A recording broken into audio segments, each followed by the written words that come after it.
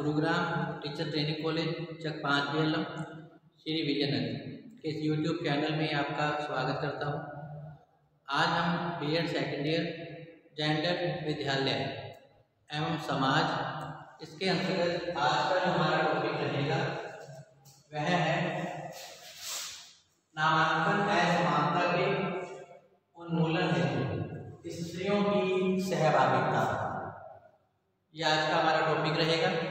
इससे पिछले वीडियो में हमने औपचारिक शिक्षा में नामांकन लिंग भेद क्या है इसके कारणों के बारे में जानकारी प्राप्त की थी। तो औपचारिक शिक्षा में नामांकन को 100% बनाने में बालिकाओं की भूमिका जो है शोचनीय ही रही है। पिछड़े और दलित परिवार अपने बालक को तो विद्यालय में नामांकित कराने में रुचि दिखाते हैं, परंतु अपनी बालिका के नामांकन में वे रुचि नहीं दिखाते हैं। तो इसके कारण जो है बालिका शिक्षा पर बुरा प्रभाव पड़ता है और बालिका को विद्यालय में नामांकित न कराने के पीछे वे अनेक तर्क वितर्क करते हैं। इस प्रकार का जो भेदभाव है प्रत्येक शिक्षण संस्था में देखा भी जाता है।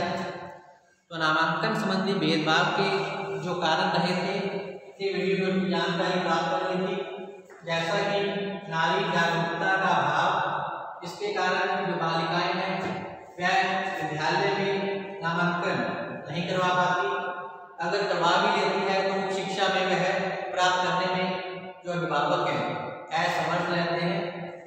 इसके अलावा सामाजिक प्रतिबंध जो स्त्रियों को घर की चार दीवारी में कैद करके रखा जाता है, लैंगिक विभेद के कारण, पुरुषत्व की भावना के कारण जो शासन शक्ति का जो अधिकार है पुरुष वर्ग को ही सौंपा गया है और महत्वपूर्ण जो निर्णय हैं पुरुष वर्ग के द्वारा ही लिए जाते हैं। तो महिलाओं को ऐसे संकीर्ण विचारों वाले परिवारों के अंदर उनकी जो भूमिका है नगण्य ही रहती है, क्योंकि घर के जो महत्वपूर्ण निर्णय हैं वह पुरुष के द्वारा ही लिए जाते हैं। तो ऐसी स्थिति में जो बालकों की शिक्षा पर जो अभिभावक है महत्व प्रदान करते हैं, लेकिन बालिकाओं को शिक्षा प्रदान करने में वे रुचि नहीं दिखाते, क्योंकि उनका ऐसा मानना है कि बालिकाओं को पढ़ा लिखा कर क्या करना है, उसे तो पराए घर में ही जाना है।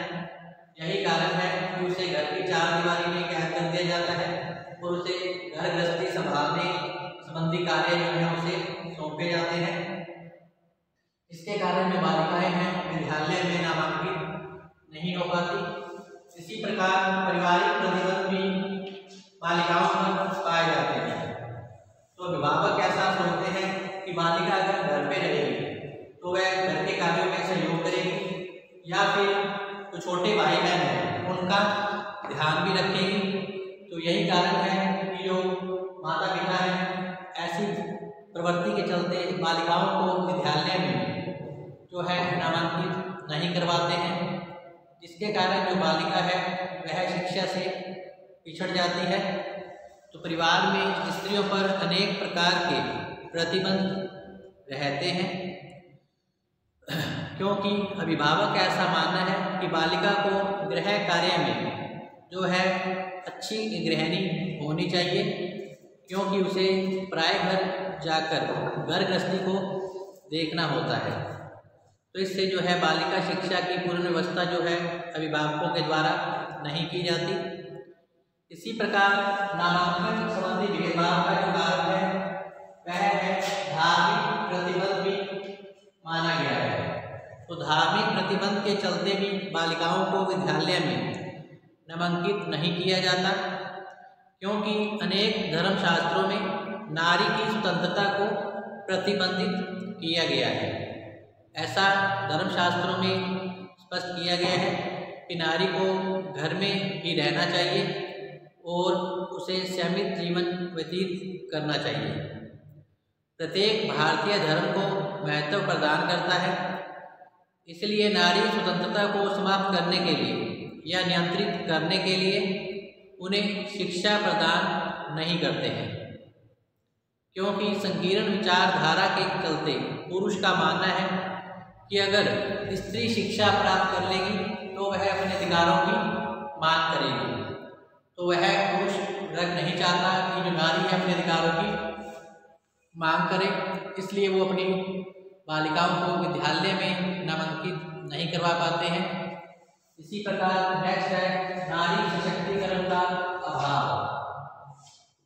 तो नारी सशक्तिकरण का अभाव भी नामांकन संबंधी भेदभाव का कारण रहा है, क्योंकि सशक्तिकरण के अभाव के कारण ही जो है नामांकन लिंग भेद उत्पन्न होता है। अर्थात अभिभावक बालकों के नामांकन में रुचि तो दिखाते हैं, परंतु बालिका के विद्यालय में नामांकन में रुचि नहीं दिखाते। तो स्त्री वर्ग के द्वारा पुरुष के इस वर्ग स्त्री वर्ग के द्वारा जब पुरुष के इस निर्णय का विरोध नहीं किया जाता तो फिर बालिका जो है नामांकन से वंचित रह जाती है, क्योंकि नारी स्वयं उस पुरुष के आश्रित है जो भेदभाव करता है। तो भारतीय समाज में अंतिम जो निर्णय है पुरुष को ही लेने का अधिकार दिया गया है। जो स्त्री है अपने अधिकारों के प्रति जागरूक नहीं होती और जिसके कारण वह अपने पति के निर्णय का विरोध कर नहीं पाती है। जैसा पति या सास ससुर चाहते हैं उसी बात को स्वीकार कर लेती है। तो नारी सशक्तिकरण के अभाव के कारण ही बालिकाओं को विद्यालय में जाने का जो अवसर है मिल नहीं पाता है, क्योंकि नारी सशक्तिकरण के द्वारा ही इस समस्या का हल किया जा सकता है। और जब तक माताएं इस बात को नहीं समझेगी कि जितनी शिक्षा बालकों के लिए ज़रूरी है उतनी ही बालिकाओं के लिए भी ज़रूरी है, तो इसके लिए ज़रूरी है स्त्री शिक्षा का प्रचार प्रसार किया जाए। जो नारी है अपने अधिकारों के प्रति जागरूक हो, तभी वह इस संबंध में आवाज़ उठा सकती है और अपने बालकों के समान ही वह अपनी बालिका शिक्षा पर भी ध्यान दे सकती है। तो नारी सशक्तिकरण के अभाव के कारण ही बालिका जो है विद्यालय में नामांकन प्रतिशत जो है कम रहता है और सरकार का 100% जो लक्ष्य है वह पूरा नहीं हो पाता है। नेक्स्ट है समुदाय सहभागिता का अभाव। तो विद्यालय एवं समुदाय के मध्य जब पूर्ण सहयोग नहीं होता है तो विद्यालय गतिविधियों के संदर्भ में अभिभावकों को ज्ञान नहीं हो पाता। इससे जो अभिभावक है शिक्षा के महत्व को नहीं जान पाते। यही कारण है कि अभिभावक बालकों की शिक्षा पर तो ध्यान देते हैं, परंतु बालिकाओं की शिक्षा के प्रति वे अरुचि ही दिखाते हैं। तो इस संदर्भ में उनको उचित निर्देशन और परामर्श अभिभावकों को प्राप्त नहीं हो पाता। इसके कारण जो बालिका है शिक्षा से वंचित रह जाती है। नेक्स्ट है विद्यालय सहभागिता का अभाव। तो विद्यालय प्रबंध और अन्य औपचारिक जो संस्थाएं हैं वे मानती हैं कि जो अभिभावक है बालकों की शिक्षा में रुचि लेती हैं और बालिकाओं की शिक्षा में रुचि नहीं लेते हैं, क्योंकि अगर अभिभावक बालिकाओं का विद्यालय में नामांकन करवा भी देते हैं तो उसका शुल्क चुकाने में असमर्थता ही दर्शाते हैं। यही कारण है कि विद्यालय भी जो है बालिका शिक्षा के प्रति रुचि नहीं दिखाता, क्योंकि उन्हें ऐसा लगता है कि बालिकाओं की जो शुल्क है अभिभावकों के द्वारा या तो चुकाई नहीं जाती या फिर उसे समय पर जमा नहीं करवाई जाती, तो फिर शिक्षक भी बालिका शिक्षा के प्रति कोई विशेष ध्यान नहीं देते हैं। वे भी फिर बालक की शिक्षा पर ही ध्यान देते हैं।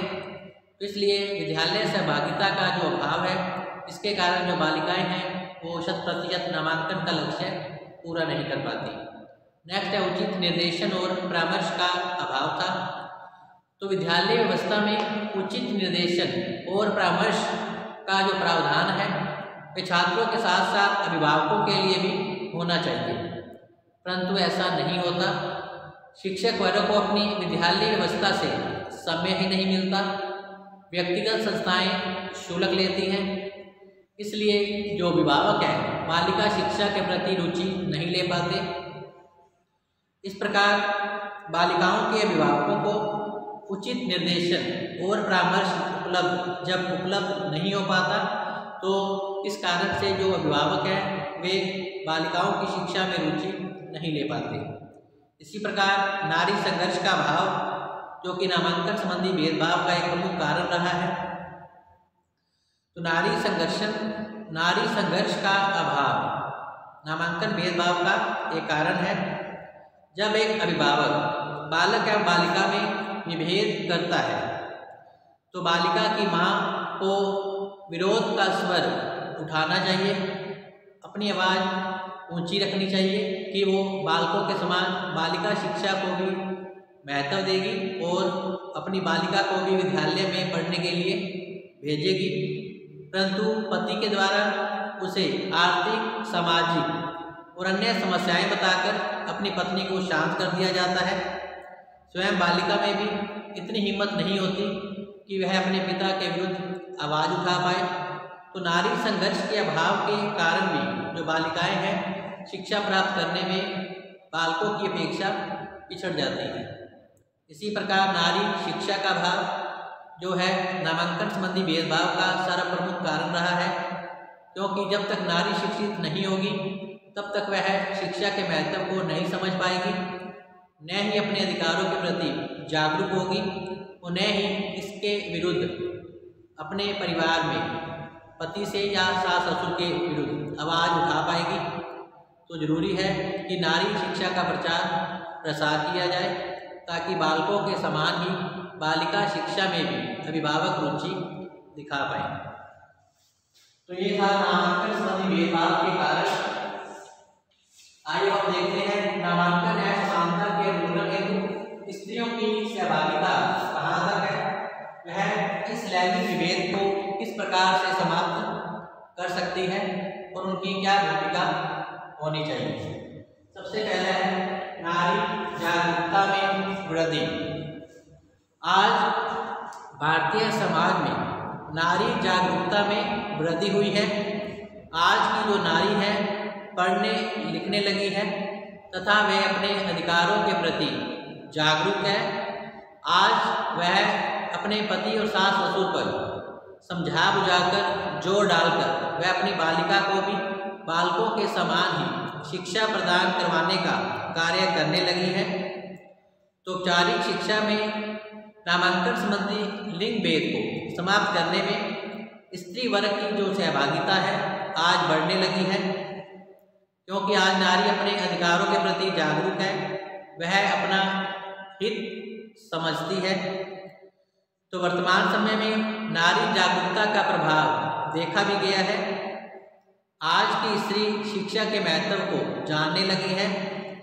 दूरसंचार और जनसंचार के माध्यमों से वह अपने अधिकारों के प्रति आज वह जागरूक है। इस प्रकार नामांकन संबंधी भेदभाव के उन्मूलन में आज वह सहयोग करने लगी है और बालिकाओं को बालकों के समान ही शिक्षा प्रदान करवाने में आज की जो नारी है अपनी महत्वपूर्ण भूमिका निभा रही है। नेक्स्ट है सामाजिक प्रतिबंधों में आज शिथिलता आने लगी है। तो वर्तमान समय में नारी सामाजिक प्रतिबंधों को आज तोड़ने लगी है। वह समझती है कि जिस प्रकार वह शिक्षित होकर अनेक समस्याओं को झेलती है, अपनी बालिका के प्रति वो ऐसा व्यवहार नहीं होने देगी। चाहे वो स्वयं न पढ़ी लिखी हो, फिर भी आज की जो स्त्री है अपनी बालिका की शिक्षा में रुचि दिखाती है, क्योंकि जनसंचार के माध्यमों के कारण आज उसमें जन जागृति उत्पन्न हुई है और बालिका शिक्षा के प्रति जो रुचि है आज महिलाओं में और पुरुषों दोनों में ही आज बढ़ने लगी है। यही कारण है कि बालिका शिक्षा के नामांकन का जो प्रयास है आज महिलाओं के द्वारा किया जाता है। 3 नंबर है गृह विज्ञान के साथ अनिवार्य शिक्षा प्रदान होना। तो वर्तमान समय में जो नारी है अपनी बालिका को गृह विज्ञान के साथ साथ अनिवार्य शिक्षा भी प्रदान करने के पक्ष में रहती है। तो आज की जो महिलाएं हैं वह अपनी बालिका को घर गृहस्थी के कार्य तो सिखाती ही हैं, साथ साथ में अपनी बालिकाओं को विद्यालय में पढ़ने के लिए भी अलग से भेजने लगी हैं। क्योंकि औपचारिक संस्थाओं में बालिकाओं को अनेक प्रकार की सुविधाएं आज मिलने लगी हैं और जिसके कारण जो बालिका शिक्षा का जो नामांकन है वह भी बढ़ने लगा है। आज सरकार के द्वारा बालिका शिक्षा को विशेष महत्व प्रदान किया जाता है। बालिकाओं को निःशुल्क शिक्षा प्रदान करवाई जाती है, छात्रवृत्ति उपलब्ध करवाई जाती है, गणवेश पदवेश आज उन्हें विद्यालय की ओर से प्राप्त होता है। इसके कारण आज जो महिलाएं हैं अपनी बालिकाओं को विद्यालय में भेजने लगी है। नेक्स्ट है धार्मिक व सामाजिक अंधविश्वासों में कमी आना। तो वर्तमान समय में धार्मिक व सामाजिक अंधविश्वासों का आज नारी विरोध करने लगी है, जो कि उनकी बालिका को शिक्षा प्राप्त करने से रोकते हैं। अपने प्रयास से वह पुरुष वर्ग को भी बालिकाओं के नामांकन के लिए आज वह अपने पति और सास ससुर को विवश करने लगी है और आज उनकी बात मानी भी जाने लगी है, क्योंकि जो अभिभावक है वह भी समझ चुके हैं कि जितनी शिक्षा बालकों के लिए आवश्यक है उतनी ही बालिकाओं के लिए भी जरूरी है।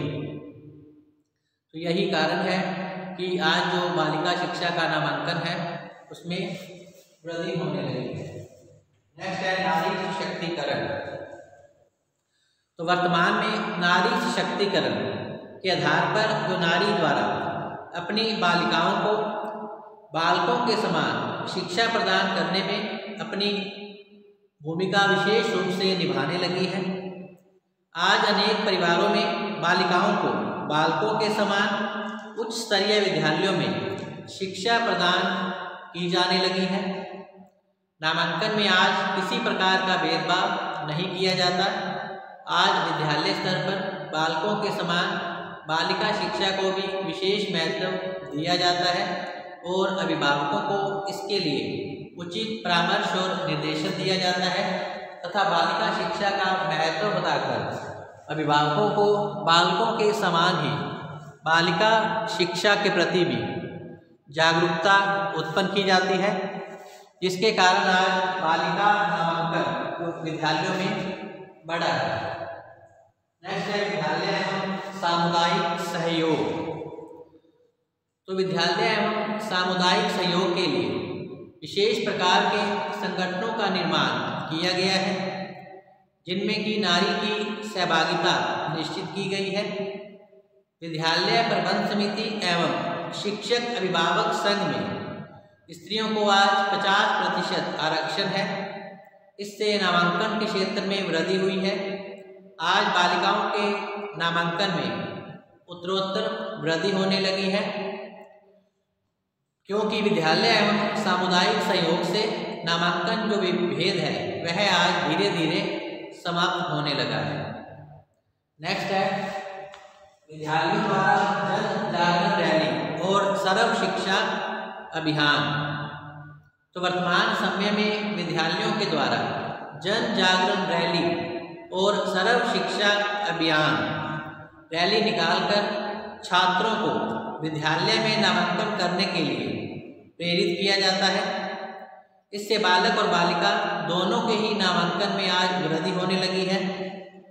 आज प्रत्येक बालक बालिका को विद्यालय भेजने में शिक्षक एवं विद्यालय प्रबंधन जो कि अभिभावकों को आज प्रोत्साहित करने लगे हैं, जिसके कारण अभिभावक भी आज अपने बालकों के समान ही बालिका शिक्षा में रुचि लेने लगे हैं।